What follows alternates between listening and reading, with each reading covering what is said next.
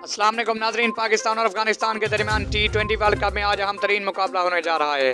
पाकिस्तान अगर आज का मैच जीत जाता है तो सेमीफाइनल में रसाई कन्फर्म हो जाएगी, जबकि अफगानिस्तान अगर आज का मैच हार जाता है तो सेमीफाइनल में रसाई मुश्किल में पड़ जाएगी। नाजरीन, इसकी तमाम तर तफसील में जाने से पहले मेरी आपसे गुजारिश है कि अगर आप मेरे चैनल पर नए आए हैं तो मेरा चैनल ज़मीन वाइज ज़रूर सब्सक्राइब करें और घंटी का बटन प्रेस करें ताकि हर आने वाला नया नोटिफिकेशन आपको मिलता रहे। तो आपका कीमती वक्त ज़ाय किए बगैर चलते हैं आज की अहम तरीन वीडियो की तरफ और आपको बताते हैं कि पाकिस्तान और अफगानिस्तान के दरमियान T20 वर्ल्ड कप में आज अहम तरीन मुकाबला होने जा रहा है। पाकिस्तान आज मुकाबला जीत जाता है तो सेमीफाइनल में रसाई कन्फर्म हो जाएगी। अफगानिस्तान के लिए हार उनको सेमीफाइनल की दौड़ से पार कर सकती है।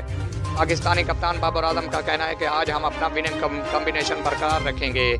जिसने इंडिया और न्यूजीलैंड को शिकस्त दी थी वही स्क्वाड बरकरार रखा जाएगा।